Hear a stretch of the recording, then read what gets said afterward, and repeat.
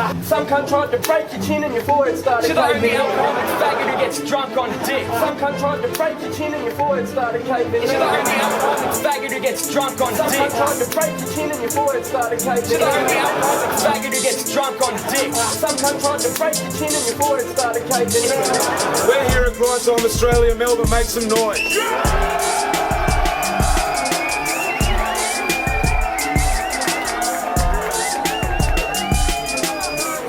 In 2011, thousands of Australian hip-hop fans tuned in to watch what many still consider the biggest rap battle in the country's history. It wasn't held in a stadium, it wasn't televised, it happened inside a small Melbourne hip-hop venue called Laundry Bar. And it changed Australian hip-hop forever. You see, back then, Australian hip-hop was changing. The scene had become bigger than it had ever been before. More artists were touring nationally, more albums were charting, more people were discovering Australian rap than they ever had. But beneath all of that growth, something else was happening. The culture was becoming divided. Not over who the best rapper was, but over what Australian hip-hop was supposed to look and sound like. On one side, you had artists beginning to break into the mainstream, which fans typically referred to as Metro. Their music was reaching commercial radio, winning awards, and introducing Australian hip-hop to an entirely new audience. On the other hand though, you had artists building careers completely outside the mainstream, which fans referred to as lads. No radio, no major labels, no commercial backing, just YouTube, battle rap, MySpace, and a loyal fan base that believed this was what real Australian hip-hop sounded like. I fucking hate lads. Ever since 10 I've looked down on metros. And at the centre of that underground movement was a rapper from Campbelltown. They said it's all good, they told me relax. They found my medicine, I'd only taken 3 packs. Here he goes again, he's on his... Kerser wasn't trying to make music for radio. He wasn't chasing record deals. He built his reputation the hard way, through battle rap, mixtapes, constant touring, and an audience that related and spread his music almost entirely through word of mouth. His lyrics were raw, unfiltered, and aggressive. His music reflected the environment he grew up in. He represented a side of Australian hip-hop that many fans felt the mainstream had ignored. By 2011, Kerser had become one of the biggest names in Australia's underground rap scene.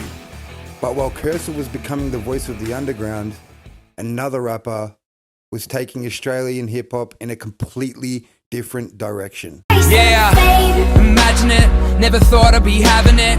Keep belief and be confident, but stay away from that arrogance. Yeah, I'm cashing it. His name was 360. Unlike Kerser, 360 embraced melody, big choruses, more polished production. His music was receiving commercial radio support, charting nationally, and reaching audiences Australian hip-hop had struggled to touch before. He wasn't just one of Australia's biggest rappers. He was becoming one of Australia's biggest artists. Looking back now, it's easy to think that this was simply just another rap beef, but it wasn't. Kerser and 360 represented 2 completely different visions of Australian hip-hop. One built his career without the mainstream, the other helped bring Australian hip-hop into the mainstream. Their fans didn't just support different artists, they supported different ideas of what Australian rap should become. And eventually, those 2 worlds were destined to collide. But a battle between Kerser and 360 didn't happen overnight. In fact, by the time the 2 finally stood across from each other, the idea had already been building for years. Fans wanted it, promoters wanted it, battle leagues wanted it. Everybody knew it was the matchup Australian hip-hop had been waiting for. That battle was like, had been waiting to happen for 2 years. I remember people talking about it.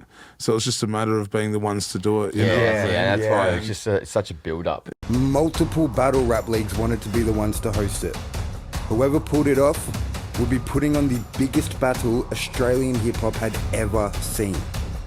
But according to Grilly, it was Grind Time Now Australia with Grilly that finally made it happen. Together with Gav from 420 Superstore, they began organising the event that fans had been demanding for years. GTN though wasn't just another battle league. Their events had become known for high quality production, and Greeley's relationship with Kerser helped open the door to a matchup many thought might never happen. After years of speculation though, it was finally official. December 17th, 2011. Fight night had finally arrived. Hundreds packed into Laundry Bar. Many had travelled from across the country to be there, to witness the battle everyone had been talking about. It wasn't just another battle.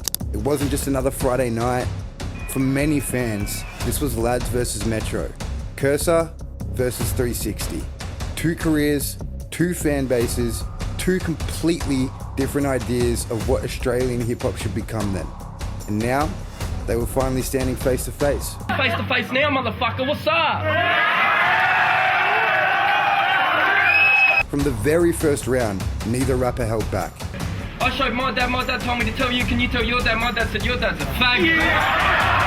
He's acting like he comes to play, he wants to chase the fucking fame, he raps like this is something great, but everything's a fucking saying.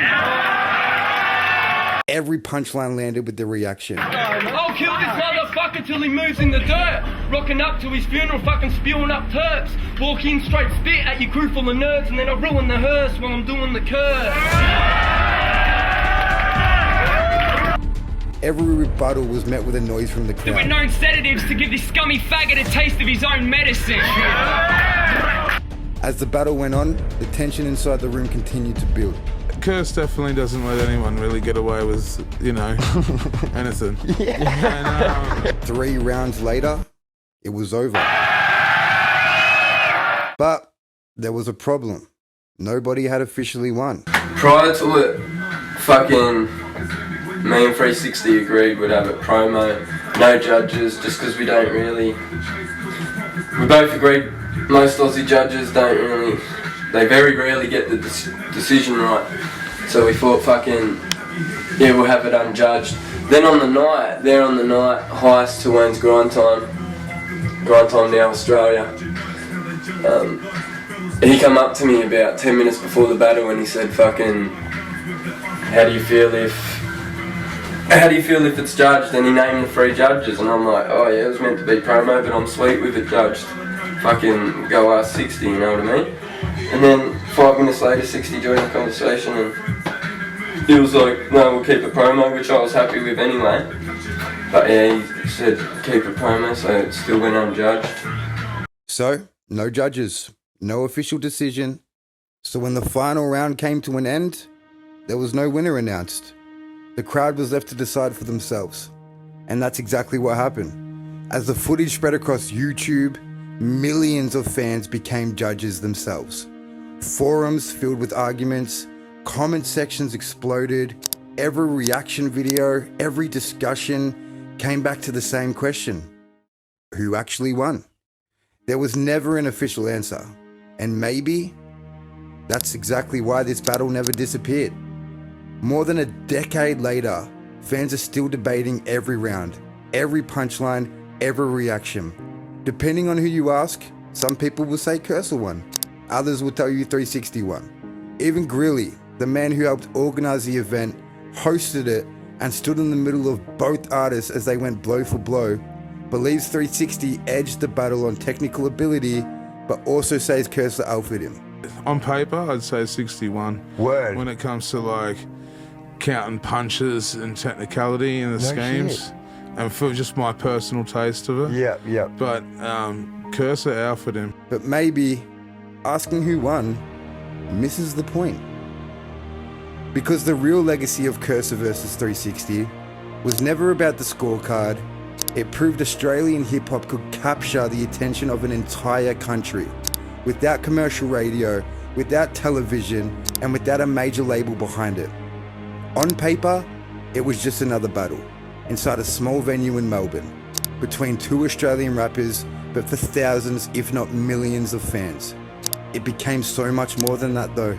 It became the moment 2 worlds finally collided.